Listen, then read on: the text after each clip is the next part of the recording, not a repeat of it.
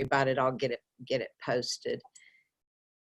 Okay, so tonight we're actually on, we're about a week ahead of when the midterm is. So I wanted to look at this schedule and show you that we're going to do a little bit of chapter 10 tonight. We're going to talk about YouTube, which y'all probably know a whole lot about. Most of you probably do a lot on there. And then there's let's see, then I wanted to look, see if I put that up here. Is that where I put that? About when the test, yeah. So here, what I was saying, this is week 7, which is chapter 10, and it's only where the way our schedule is this semester, because we get a week for Thanksgiving, which I'm so glad they did that, but some faculty were wanting to change that back, but people don't come anyway the first part. So here's what I was saying. This is only the first, and it, pardon? No, Thanksgiving used to only be Wednesday, Thursday, and Friday. And now we're off Monday and Tuesday. It's the whole week. Because what we found out, a lot of students didn't come on those Mondays and Tuesday anyway, and a lot of other universities and colleges have gone to a week on Thanksgiving. But what I'm saying is that throws everything off. So like our actual final day for finals, if you have finals, is the December 17th, which is kind of late, but that's because of Thanksgiving being in there. And so it kind of threw our weeks off. So this is the 7th week of class, but normally the 8th week comes right before fall break, because 17th and 18th is fall break. So here, what I'm saying is we have this week, we're going to go ahead. I thought about skipping and doing 10 here, but I think what I thought would be better for you all is that I'm going to go ahead and cover a little bit about 10 tonight on YouTube, and hopefully some of you've read it and taken the quiz. If not, then you're going to have next Wednesday to get everything kind of caught up, because the midterm will be the open from the 14th to the 16th. And so we will still have class. It's because it's online, that the quiz is, but it'll be timed, and it's over all of those chapters that we've covered up to now, and it'll be kind of like what the quizzes are. And so that's the midterm. And so what I'm saying is we'll finish up with everything that's going to be covered on the midterm tonight. So next week, that means all those assignments that you haven't done or quizzes that you haven't done. I want everything done through chapter 10 by fall break, because then I'll be done with that portion of the course. But like if you're having trouble with Mimic Social or anything like that, we can work on that next week and even the 16th, because we won't start on the new chapters. I'll assign them then, and that's what we'll start on when we get back. The 23rd will be the next time we meet. No, not Thanksgiving. No. 16th is fall break. And so I'm saying chapters 1 through 10 should be done. Anything that has to do with the midterm. Okay. But like Mimic Social, I don't actually do any grading of Mimic Social until the end of the semester. Well, let's see. I think it's due, I can't remember. It's like the 13th week or something like that. Okay. And we're just at the 7th week. Next week will actually be 8 weeks, which is halfway through. And if that, I can also put that in here, but I wanted to go over that because there's kind of an extra week in this schedule that I put in Canvas, and it does say tentative, but today we only have 1 chapter left because we've been covering 2 chapters. So we only have 1 chapter left, and it is the one on YouTube. And then we'll have a week in between there and the midterm. okay? So this is actually the 9th week when midterm is scheduled. So it's because of the way they did it. So, and here's a better calendar that shows all the, let me show this, that shows all the dates that, let me find fall 19 again, where's that at? Oh, sometimes it gets stuck down here. Well, there it is. Okay, so it's called, this one, do any of you have like 8-week classes that you're taking? Anybody? Okay, well, that's where this really gets confusing, because I have an 8-week class and normally they end right at fall break. Well, this year they end like, okay, that's why here's week 8 that starts the 7th, which is next week. And this 8 weeks classes start the Tuesday before fall break. See, and normally they didn't start until after fall break down here. So it's kind of weird. But that's why I wanted to tell you. So here's the calendar that shows. So we'll have our midterm exam. The latest time you can take it is the 16th. And so that's when chapters 1 through 10 and any of the assignments that have had to do with this module here that we've been working on marketing. Let's see, we actually did some other chapters before this module. Let me look at it and show you. So we did Introduction to Social Media Marketing, which was chapters 1 and 2. And then we did the brand sheet, worksheet. And actually, I was telling you that you may even change again. But those chapters from 1 through 10 is what will be on the quiz. And then we took this week and introduced Mimic Social. And now we've been in this module called Marketing with Social Media Apps. And so that's the end, marks the end of the midterm. And next we will start with a new thing inside Mimic Social. That's why we skip some chapters here and then come back to them. Okay. So, any questions? You're more confused. Okay. So I'm going to go into Stu Kent and we're going to go through. I have some questions for you about as we go through this. The main thing that we're going to do in Stu Kent is I want to talk about the content strategy like we did a discussion on Twitter and Snapchat content strategy. Well, YouTube started some of the statistics here, if you haven't read this chapter, are pretty incredible, and of what has happened and how video is kind of taken over social media.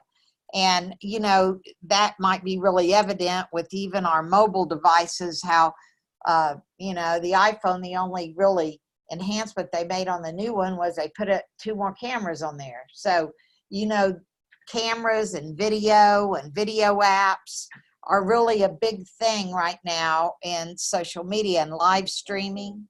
What's that? Yeah, you mean these cameras on the iPhone? Did anybody get a new one? So they have telescopic is what you're saying. I think that's what it's called.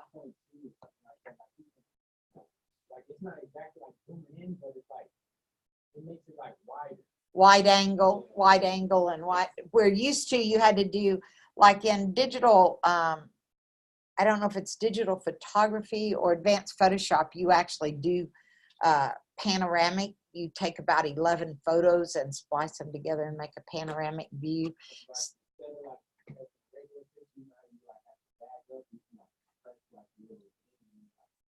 It'll make it big without you having to back up. Oh yeah, that's pretty cool.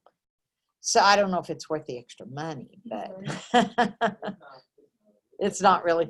That's what my daughter decided. She's about y'all's age, and she said, Mom, they didn't do enough to make me want to switch. The only problem is that, you know, the updates quit working on 6 and below now. So if you have a version 6 iPhone or below, you can't update with the new iOS, which usually those have a lot of security things. The thing though that I stick with iPhone, I talked to Ken Dewey again, Professor Ken Dewey. He's our cybersecurity professor. And even though he used to use, Windows stuff, he said that he will always use iPhones because you can't break them. You can't break into them. Your stuff is safe. And all the other iOS, it's not an iOS, but the other like Windows and Android, all those, they can get any of your information. And I know young people think that they don't have anything private, but I'm telling you, eventually you're gonna, or that's what I found when we used to teach a class on site, or to even grade school kids. They would say, no, I don't have secrets. I don't care what anybody knows. Well, this is why the iPhone, I don't know if y'all remember here a while back when Apple, they took them to court to try, because it was some of the terrorist attacks. They were trying to unlock an iPhone, and they never did get permission to do that, because Apple, if they do that, then their security is broken, and people could get in to hack it. So as far as I know, I don't think they ever were able to do that. And Ken told me, he said, no, I'm against that. I understand that to find out things about the terrorists, they needed that. But he said, once that happens, then it's easy to get, privacy issues become relevant. Okay, so let's go into chapter 10. And with YouTube, I want to ask you all a couple of things. How many of you have ever bought something as a result of watching a YouTube video? Has anybody ever done that? No? No, so you go see it? Is there any of the social media accounts that you go out to a business and you look at them and the way they advertise that has helped you to make a decision on purchasing an item? David? Yeah, I was going to say, I bought a car in, but I bought the website has a lot of functions. They actually have a really cool app. And backwards. And so that helped you even more than going in the store. That's what I know. My daughter, she does all her research before she buys stuff. She doesn't like to shop. My oldest daughter, 43, now she was the shopper. But my younger daughter, she's like, well, you can find everything out you need to know, and you can even order it all online and have it shipped right to you. So it depends whether you like to shop or not. But even if you do like to shop, a lot of times you go in the stores and the salespeople don't know as much as what you can find out online. I think. Have any of you found that to be so? Who still goes car shopping in the dealership? Anybody do that? Has anybody ever bought a car? You do, Raphael? You like to drive them, right? You want to test them out. Yeah, probably after this semester, I'm gonna, like my uncle, he's gonna trade in his car because his wife is looking back in the movie. So he's gonna trade in his Challenges for and so you get to try them out. So, well, so has anybody ever bought a car through Carvana? Anybody know what it is? No, you do not. Who knows? Ethan does. Tell them what it is, Ethan. Don't they have like it's basically just online car shopping, right? Just like everybody else. But don't they have like a vending machine basically? Yes, exactly. And you can actually, it has taken the car business by storm, because I used to work with Hudeberg for their GM and social media and marketing. And David Hudeberg actually knows the investors that started Carvana, and they've actually been in the hole every year, but they did it because they didn't throw away money. But it has actually ended up being a thing that now dealerships as far as used car. Now, they can't sell new cars at Carvana, but they can sell, you can put your car in there and they'll tell you how much your car, they'll give you for it, and you take it, and it's like a, let me see if they have a picture of them. I know you've seen them, you just didn't know that's what they were. They're like vending machines. I don't know if, and you, right there. Has anybody seen them? They're actually in Oklahoma too. They have some in Oklahoma? Yes. I feel like that's something like in California or New York. No, and people are buying them, or you can buy from Carvana and they will bring you your car on a truck, and you don't ever have to haggle or do anything like that. So it's pretty interesting what's happening in marketing, because people don't like to haggle. So Hudeberg, like what the dealership found out, is that they can't haggle with people now. If people want to, they can't do it. Whatever price they put is the bottom dollar, because prices are out on the internet and they have to stick. So if you put a price out on the internet for a vehicle, that's what it's going to be, because they cannot, by law, switch them around. So if you like to haggle, like my husband, he loved buying new cars and walking on them, you know, not walking on the car. I mean, he would go into the dealership. He was a car salesman at one point himself. So, you know, they get to the bottom dollar and he says, nope, won't take it. And we'd walk out and I'd say, I want that car. And he'd say, you be quiet. And we would go. And, you know, we come back and they give us a little price. So, you know, you just keep going. He loved doing that. He was a very quiet, non-emotional man. He didn't care about stuff. But he knew how to work them, but he had to always get me and the kids to not get embarrassed when he would walk out. So you don't do that anymore, because they can't really haggle. They have whatever prices they tell you, because of institutions like this or car places like this. And so but you can actually find out exactly what you get for your car, and you can put it on that. You type in after you paid for it, this car will actually come down out of there and open up. It's like a vending machine. So it's pretty cool. But maybe I'm wrong, Ethan, but I'm pretty sure they have some right here in Oklahoma City. But I'd have to look it up. I think they told me they did over there at Hudeberg.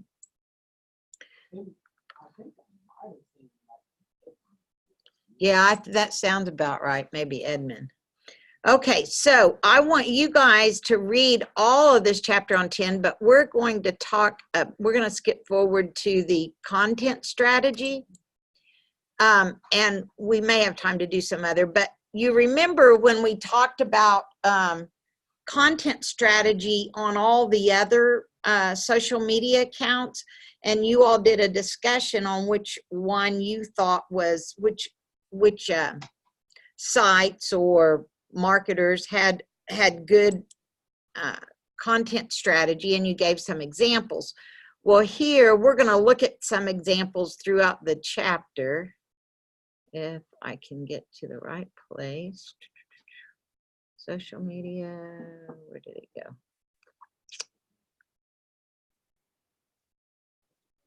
Oh, I'm not in my folder, that's why. All right, so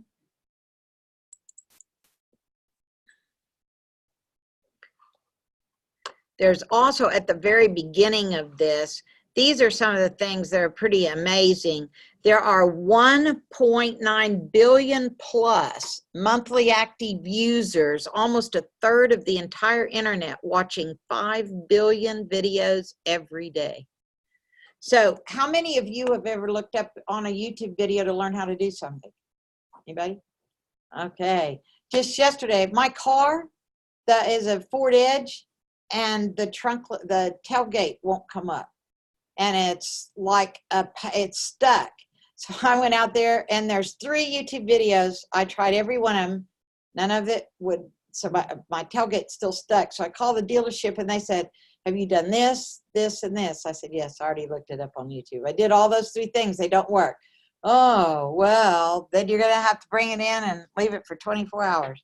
But the thing is, we can learn. My son, my husband was a general contractor, and he did all kinds of, I mean, he was really good with his hands. He did work and would strip out homes and remodel and all that. Well, my son, that's 29, he was a musician, and he wasn't good with that. He'd go help his dad paint sometimes, but his dad said it took more time to teach him than it was to do it. So anyway, I said all that to say he didn't learn from his dad things about the house. Well, he's married now, been married 9 years, I guess.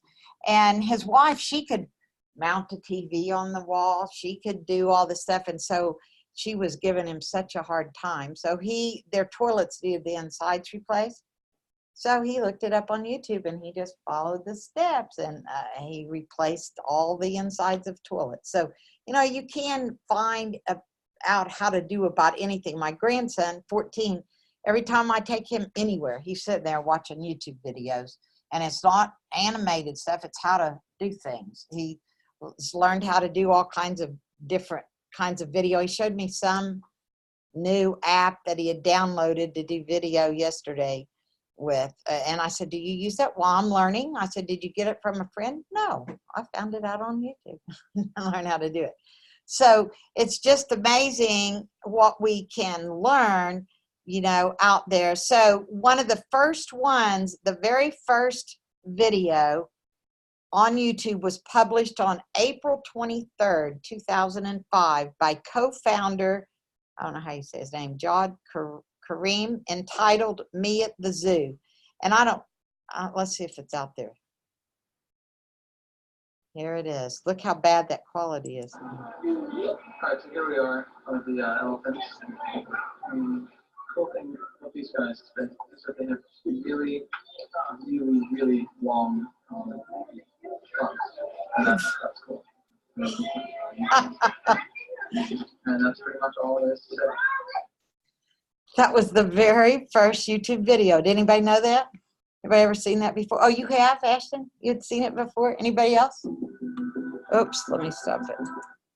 So that was the very first one. Do y'all have the very first one you ever did? Anybody have the very first video they ever did that they want to show? Okay, I'll let you look. I gotta see what it is first. We do some silly videos nowadays, right? Do videos for everything. I know my daughter's on vacation and I'm with my son-in-law, and so I'm dog sitting, and I care less about dogs than anybody. But she has a new Australian Shepherd, and she wanted videos every little bit about her dog. So only when I'm there, I've sent her one, and that was it. When I was about 11. Uh-huh. 10 or 11. And then I forgot what it's called. I just watched it about probably like over the summer. I found my first video. It was like 4 years ago. 4 years ago. So what was yours, Raphael? And then she's gonna send it, and we'll play it. It was something, I forgot what it was called, but it was like a love connection. A love connection. Yeah, you know the TV show Love Connection? Yeah. Me and my cousin, we were like kind of like watching that one day, and then we thought it was like really cool or whatever, and then like we kind of like acted it out or whatever. And you took a video of it. You got it? We'll show yours too. Oh, no, I don't have it. Oh, you don't have it? Okay, Kayla, where's yours at? Okay, well, you'll have to send me the link through email, and then I'll play it, okay? All right, so here are some of the different things that you can do, and that's what I was trying to get to on my, is the content strategy, and I ran into that. But marketing with YouTube is really important to learn how to do if you are going to have a business, or if you want to help somebody promote their business. YouTube is one of the things that you need to learn how to do. Here's when you create, how many have a YouTube channel? How many do not have a YouTube channel? Oh, really? Okay, I had to have one for school to put all these lectures on. But when you actually create a YouTube channel, what did I tell you was important with LinkedIn and Twitter when I had you build those accounts? What was important when you optimized those accounts?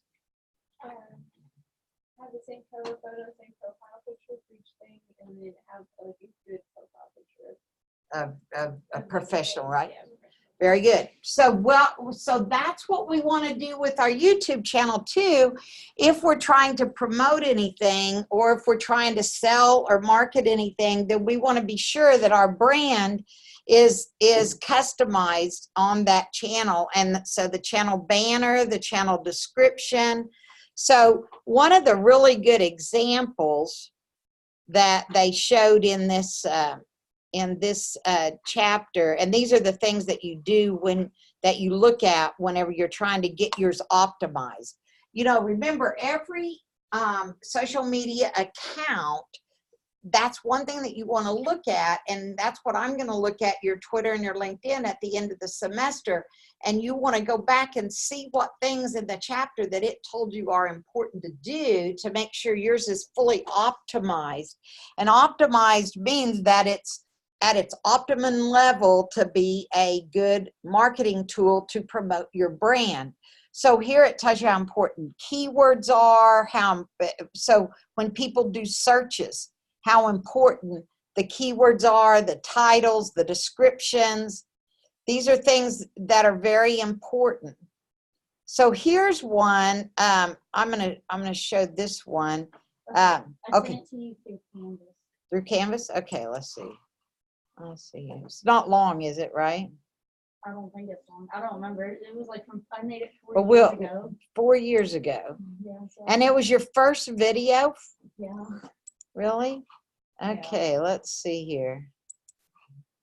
Let me go right into, oops.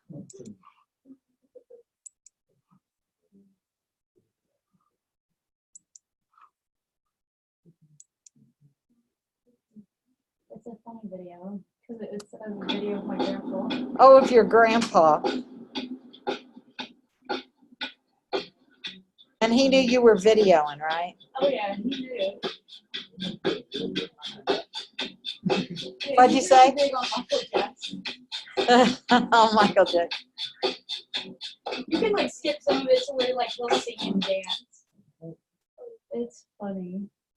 Where does he do that? In the car? He does it like throughout the whole entire video. He like starts singing.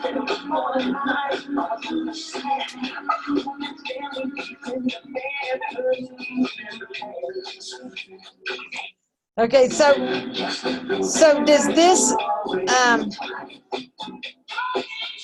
this happen whenever y'all have family dinners or anything? Everybody's looking at their YouTube and they're saying, "Oh, look at this! Look at how funny this is." There is a video of him long time ago. I would love to find it. But even if it's not, one of the things that my daughter and my daughter-in-law that are big dog lovers, they've always got to show funny dog videos, and they just crack up. There's things they'll say. I'll say, "What are you looking at?" They say, "Mom, you wouldn't think it's funny," and so they don't show me. But there's a lot of that. It's pretty amazing how that's why things you don't have to keep around your house. That's what I'm finding out too. You can just throw things away because young people, they don't care anymore. They have everything on video. I found one where this was when my mom was a kid, and it is of him. It's a short video, but it's hilarious. Well, we'll look at some more. Let me get through this because we're leaving early today. So I was gonna say you could show it after class, but Okay. I send it to you. Okay. All right. So these are some of the things that this is the list of all the different YouTube content strategies. There's one where you can include a channel trailer, and that's what this one is with Wayfair. Does anybody use Wayfair? Anybody ever ordered anything from Wayfair? Yeah, that's pretty cool, isn't it? And they are very slick on how, so they use channel trailers. That's one of the content strategies that they use. So experiment with different video content types.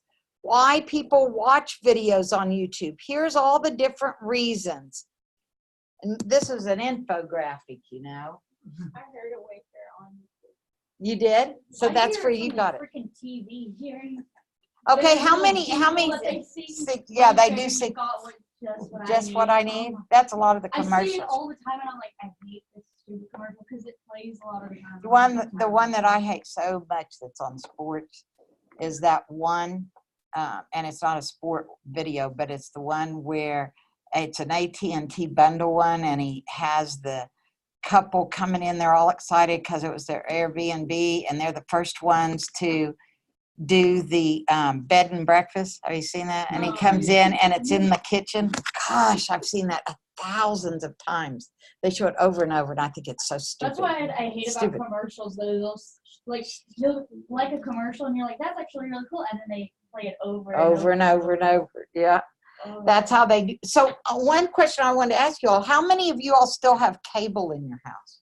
Anybody use cable? Oh, Sydney does. It, but it's in there. It's in there. You pay for it? Ethan, you pay for cable? Direct TV, Dish, who? Okay. Everybody in my family kind of went off it when AT&T got up to like $150 for regular cable a month. And I just so use the internet. So all I watch is yeah, Hulu, live Netflix. streaming. Well, live streaming you can do also with YouTube has their own TV channel now. Yeah, YouTube TV and Apple TV just came out with their own TV channel. And like if you get a new iPhone, you get it for a year free, I think. Then there'll probably be no telling how much. Yeah. But they have live streaming. There's also a lot of places now, instead of a TV channel, they have a YouTube channel and they live stream on YouTube. And so that's why you're seeing a lot of switch from cable and cable. So commercials, one of the reasons is because of commercials, but now on YouTube, you know, you always have to skip the ad or else watch it. And I don't know if you guys, on live TV, they have the apps like CBS app. And so I watch things after it's not live anymore. Then you don't have to have all the commercials, but you do have to pay extra for the app if you get no commercials, but it's not very much. So that's why a lot of people went to Netflix and things like that, is because there's no commercials. Hulu, that's another big one. So yeah, Hulu's getting very popular. Yeah. So here, yeah, it's getting better. Okay, inspiration of entertainment, learning. 70% of YouTube is on learning and knowing instructions. Deciding what to buy is 67%.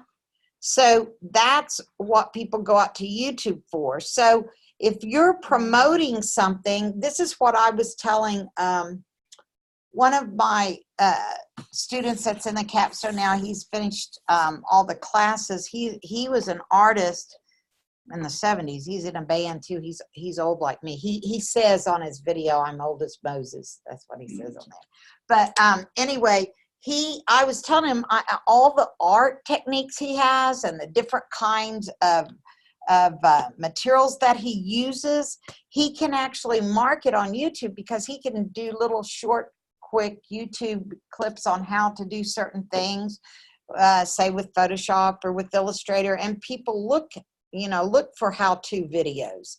And so that gets them into your site, and that's what you want to do. So that's what all this is showing. Searches of how-to videos on YouTube are growing 70% year over year. Many brands have also achieved great success producing non-branded YouTube-specific content, such as, has anybody ever watched this show that Starbucks, they started their own original series called Upstanders? So they publish videos regularly. And what's important is, just like you're learning on Mimic Social, what's the optimal times to publish videos. And here it tells you by day of the week, the optimal times to publish. The best days of the week to post are Thursday and Friday, with weekends performing well also. The beginning of the week is the worst time to publish videos. YouTube Live is live streaming, and it's increased in popularity over the past few years on a number of social media networks. You know, Facebook Live, all of them have the live streaming now. YouTube has its own live stream feature, which allows users to broadcast live content to viewers. Brands can use YouTube Live to share unfiltered behind-the-scenes contents, events, products, releases, guest speakers, influencer talks, and more. And I'm sure all these with the new political campaigns, I'm sure some of them do live streaming. YouTube star Alex Wasabi shares the advice for live streaming on YouTube in the video below. I'm going to play this one because this is. What's up,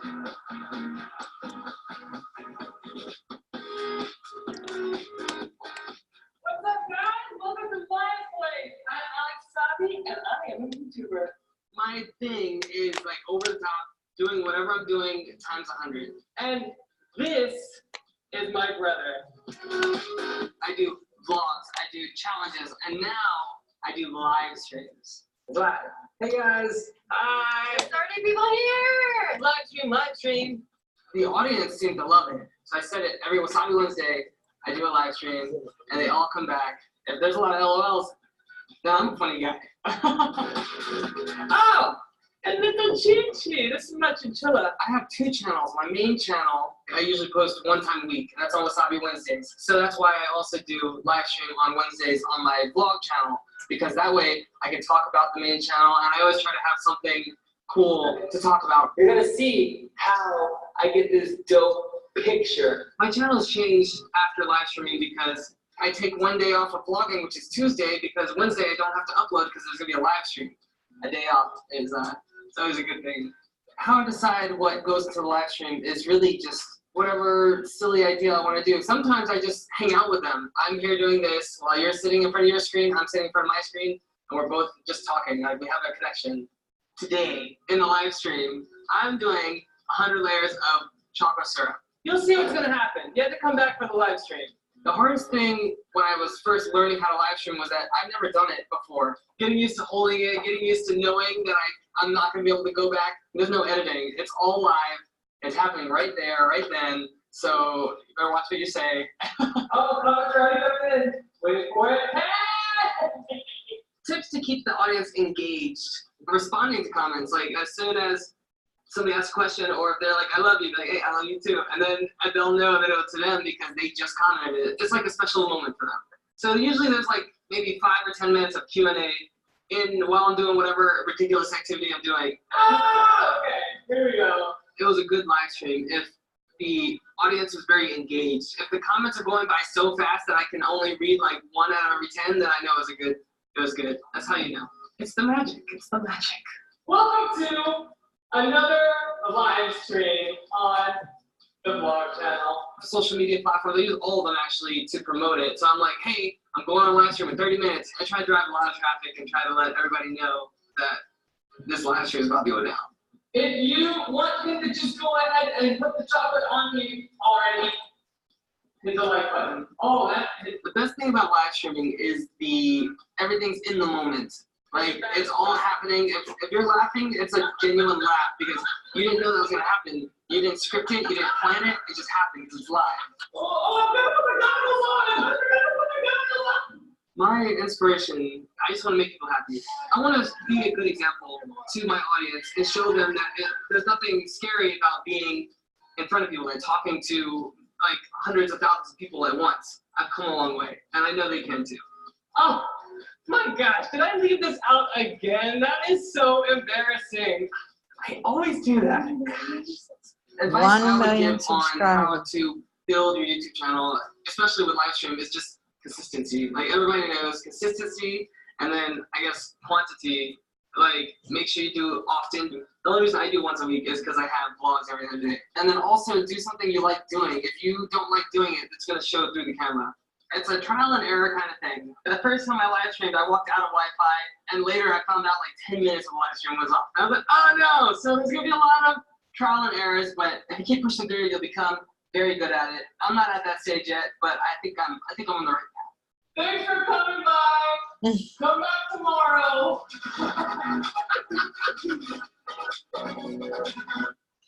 Pretty silly, but that's all he does, probably for a job, huh? Now, Yeah, that's probably a certain age group that sits around and watches those kind. I don't know. We'd have to look out there and see who his million subscribers. He probably has more than 1 million now, right? Wait, what is his name? Wasabi. Something Wasabi. Where did it go? Is it only on his video? Oh, I see. Hold on. Alex Wasabi. That's it. There it is. That started, I think, with all the 11.5 million subscribers. 11.5 million. So he's got more. So when he He's did, got a lot of views too. oh my goodness. So that's one thing that you do want to happen, but I don't know about that kind of thing. If you're trying to sell something, that's not what you're doing. The following tactics can help to keep viewers engaged, and that's what he was talking about. Keep videos short and concise. That's if you're doing, ones that you're going to post out there, not live like he's doing. Avoid long branded introductions before the content of the video begins. Keep branded bumpers short or move them to the end of the video. So nowadays, people really don't want to hear about a product that you're selling if they go to YouTube for entertainment. And that's what I guess he's doing is for entertainment. That's like all the new that started back, I don't even know which year, all the real-time TV shows that started where everything was in real time happening, the Survivor and all of those shows. I never did like that. What was some of the others? Survivor's the one I'm thinking of. That. What one? Big Brother. Big Brother. Yeah, that was another one recently. So that's why all these videos, what's happened. So engaging with your viewers is very important. Create new videos based off of users' questions or requests. And that really is true. The one that I used to have everybody subscribe to for social media, and especially for Facebook, if you're going to market with it, was this lady, Mari Smith from Canada. Oops, my grandson saying, are you going to be here? Mari Smith. Okay. She's the first one to write a book on Facebook, and she actually gets to know before the changes actually go public. She's a beta tester for Facebook for Mark Zuckerberg, and so she was one of the first ones to start the video. She tested out all the Facebook Live video, and so she still does that a lot. And she tells you on here, some of the best things to do to get, see right here, 7 steps to Facebook success. And she goes in here and tells you with the new algorithm and stuff how to counteract what has happened to businesses because of that. How many saw Mark Zuckerberg get into it with Elizabeth Warren? Did anyone see that today? No?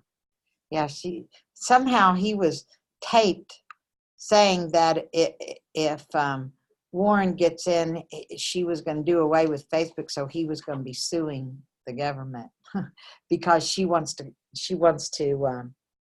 have more, break up all of the big tech companies is what Elizabeth Warren wants to do. So, although she uses them extravagantly right now for marketing, but she thinks when she gets in, if she was to get in, that's what she would do. Okay, so that's she's really good to follow if you ever get involved with social media and that becomes one of your jobs. She has where's it at? She has a blog that you can subscribe to right here. And she keeps you up to date on everything that's going. New Facebook Live video trimming. She tells you when the size of everything changes, like your header and your cover photo and your profile, when all that big thing started where they changed. I can't remember what year that was. But I used her a lot. See, she talks about content marketing. She's really good in this area. Okay, create playlist. A YouTube playlist is a collection of YouTube videos organized by category. And those are important too, because when somebody goes to your YouTube channel, they may be looking for something specific, and you can do it. You can show them more what to do if you have things in playlists. They can find what they want. Engage with influencers. YouTube is one of the top platforms for influencer marketing. 18% of consumers are influenced by YouTube. What's he telling me? Okay, so in fact, teens consider YouTube influencers as more engaging and relatable than traditional celebrities. So what do you think that term influencer means? What do you know an influencer? Do you have a person that you know is an influencer on? What would you count as like an influencer? Like if they advertise for some company and they're a big name person, and so if they, like say an athlete that promotes a Nike shoe, a certain Nike shoe, they're an influencer for Nike because they influence people to buy because of their name, right? So has anybody ever been influenced to buy things because of that? No. Probably, yes. I don't trust them. You don't trust them? If they're an influencer, then I feel like they're just being paid to say that. Being paid? Well, sometimes that's true, and sometimes it's not. We're gonna talk more about influencers when we get to right after midterm.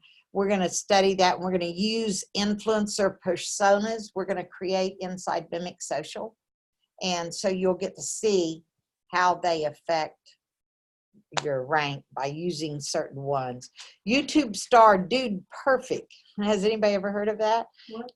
Dude Perfect has been making trick shot videos on YouTube since 2009.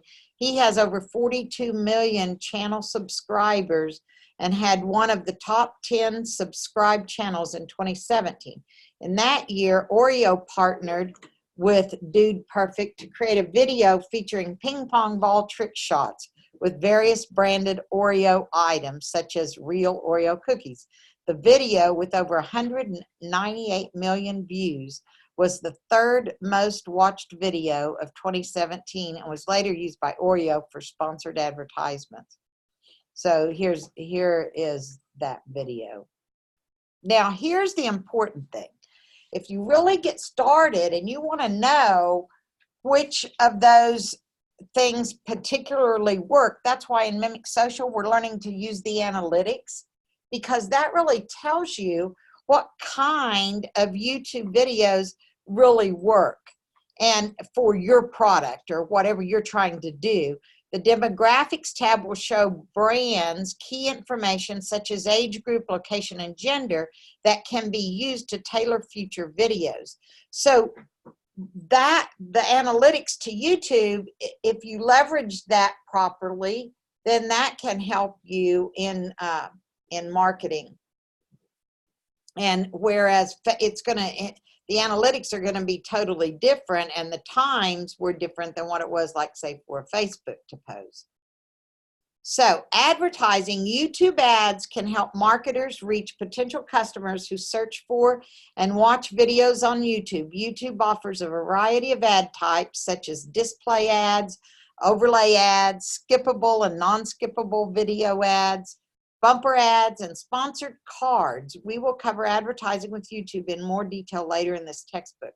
So it gets into that. Now, one thing that I had you guys, let me see if I can find, one of the best expert sessions, I don't remember if I think I let you do whichever. There's a one that's called YouTube Marketing 101 for small business, but there's another one. Where did that one go? There was one, maybe they took it off. I didn't, maybe. Oh no, I think it's this one because I saw him live. Sean, I think it's pretty sure it's this one. Let me see. Yeah, as one, he started back when YouTube very first started, and he was actually just a videoed as for his youth pastor, and he created all these videos and started putting them on YouTube channel, and people, or young people anyway, started really subscribing, and he tells how he became so successful and makes millions but from just a YouTube channel. And part of it too, which we'll talk about this later on when we talk about influencer marketing and affiliate marketing, because he can actually put things out on his video. Yes, Raphael? Nowadays, like, YouTube is like a real big platform for people. Like, YouTube, like, it's done a lot of people. Like, some people that have, like, aspirations to be, like, in the music industry, they've, like, done YouTube. And then once they get, like, a certain amount of fame, then they'll use that to, like, promote their music. Yes, that's right. And so used to, you had to hire somebody to advertise for you. You had to make all these recordings. You had to do so much to promote yourself. It cost a lot of money. But because of the internet now and the way YouTube has been, there are, like Raphael saying, people can become famous just through YouTube. And there's a lot of people that's happened to. So he talks about that here, how to make it work for you and how to make money at it. I think that's the one that I have you to do, is that one. I'm pretty sure because it said he interviewed with Trevor. I saw that interview with Trevor Erickson, who's part of Stu Kent. So anyway, what I want you to do then is up through 10, if you haven't read those chapters, taken the quizzes, and done any of the assignments that are, let me go back to where those assignments, oh, looks like I took it off. Let me go back to that class. So any of the assignments that have been up through chapter 10, you need to get those done also. So anything in the modules that are linked here in marketing with social media accounts, you know, any of these, this one you should actually just have a screenshot in here at the end of the semester. I think I have you update it with your link. So anything that I've assigned up through chapter 10 before the midterm, then that's what I want you to be sure that you've gotten done by the time you take the midterm. Okay. All right. Anybody have any questions? Anything they want to say? Well, you're even earlier than 15 minutes early. How about that video, the second video I sent you? where did you put that? Okay, let's see. Where's that one at?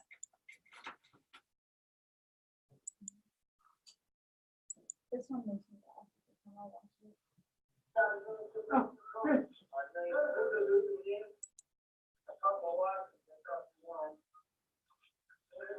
A hula hoop. I did hula hooping. I couldn't now.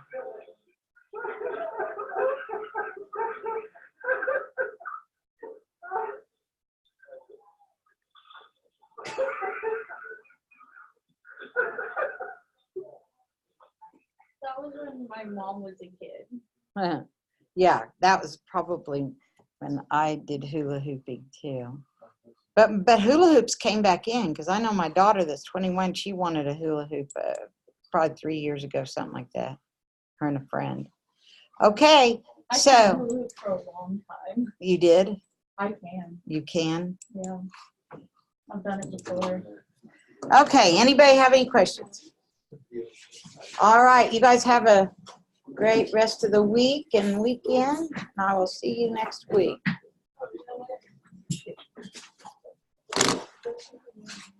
Oh, I got to do this.